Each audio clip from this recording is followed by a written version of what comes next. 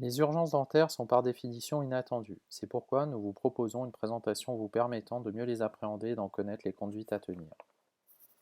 En tant que patient, il n'est pas toujours facile de déterminer si l'urgence nécessite une intervention de l'équipe soignante ou non. La douleur étant un phénomène subjectif, il faudra tout d'abord déterminer s'il y a eu un accident. S'il y a eu un accident, chute, agression, choc, dans ce cas, il faut tout d'abord vérifier la présence de toutes les dents en bouche. Si ce n'est pas le cas, retrouvez la dent manquante, rincez-la immédiatement au sérum physiologique stérile et contactez un dentiste au plus vite. Le temps est décisif sur les possibilités de réimplantation. Il faut aussi vérifier si une dent n'est pas déplacée, fracture de l'os autour de la dent, mais pas d'expulsion de dents. Dans ce cas, contactez aussi immédiatement un dentiste qui se chargera de réduire la fracture sous anesthésie. Si ce n'est pas un dentiste, évitez toute tentative de réduction ou vous risquez d'aggraver la situation. Si vous avez des douleurs aux dents, il y a un certain nombre de questions à se poser. Il faut caractériser la douleur dans son intensité, sa localisation, son ancienneté, la douleur spontanée ou la douleur provoquée. En effet, la douleur spontanée sans intervention de votre part est en général plus sévère que la douleur provoquée au chaud, au froid ou tentative de mobilisation. À quel moment avez-vous mal? Douleur spontanée dans la journée, douleur pendant la nuit, qui vous réveille, douleur à la suite d'un repas ou avant un repas. Quel type de douleur avez-vous? Douleur lancinante ou particulièrement sur une dent, ou douleur sourde difficile à localiser.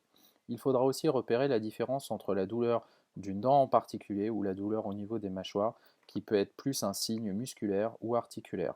Dans tous les cas de figure, évitez de prendre vous-même des médicaments, ils ont tendance à masquer les véritables symptômes et à rendre difficile toute intervention du dentiste.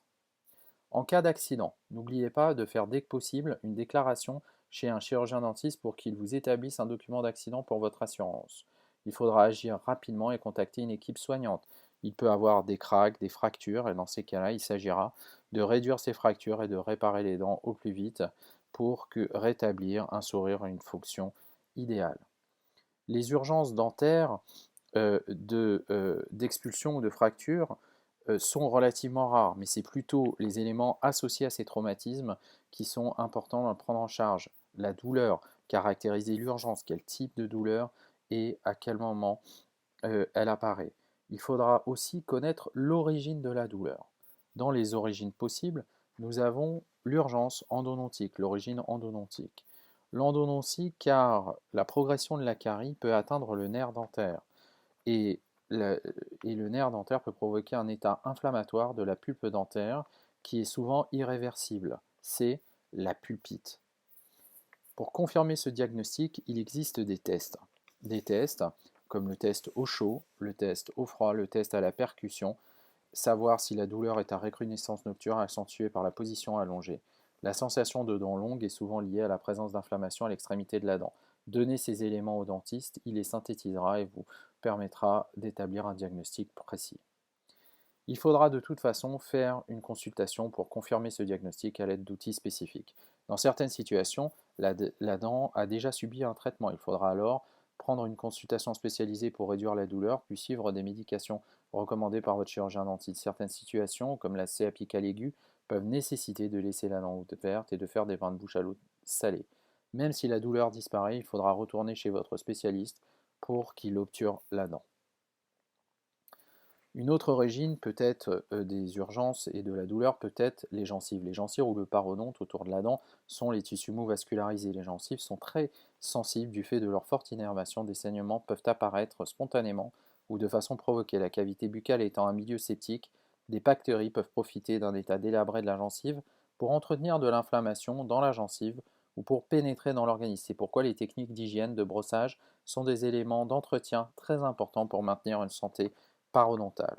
Les questions à se poser sont: avez-vous des douleurs aux gencives? La présence de la douleur est souvent associée à la présence de tartre supra ou sous-gingivale. Il faut essayer de nettoyer les zones et surtout effectuer des détartrages réguliers. Il faut savoir si vous avez un abcès parodontal. Si les gencives saignent, les saignements spontanés sont plutôt rares et signe d'un mauvais état des gencives. Il faut alors essayer d'augmenter sa performance de brochage pour éviter de rendre persistant la présence de plaques. Est-ce que les saignements sont-ils associés à la présence de pus? Le pus est en général une collection de bactéries qui s'évacue. La présence de pus est un signe de gravité des maladies gencives qui peut être corrélé à un abcès parodontal. Y a-t-il un abcès parodontal? La présence d'un abcès est caractérisée par une augmentation de volume des tissus mous, toute augmentation de volume de la gencive est considérée comme une urgence à traiter. Votre chirurgien dentiste nettoiera sous anesthésie à l'aide du laser ou à l'aide de curettes tout autour de la dent pour donner vraiment une surface complètement décontaminée et nettoyée. Il associera également souvent la prise d'antibiotiques qui permettront de diminuer l'infection et de stabiliser la gencive autour de la dent. D'autres douleurs peuvent être liées à la rétraction de gencive. La présence de rétraction de gencive, récession pour les dentistes, peuvent induire des sensibilités qui est la présence de petits tubuli dentinaires qui sont exposés et rendent les racines très sensibles. Donc à chaque agression chimique par de l'acide, des boissons gazeuses ou du citron ou une agression thermique, les douleurs peuvent être déclenchées de façon violente. Des produits à base d'acétate de strontium ou par désensibilisation laser pourront aider à diminuer ces symptômes. Dans d'autres situations, l'évolution de la dent de sagesse peut aussi entraîner des douleurs assez importantes et entraîner une urgence.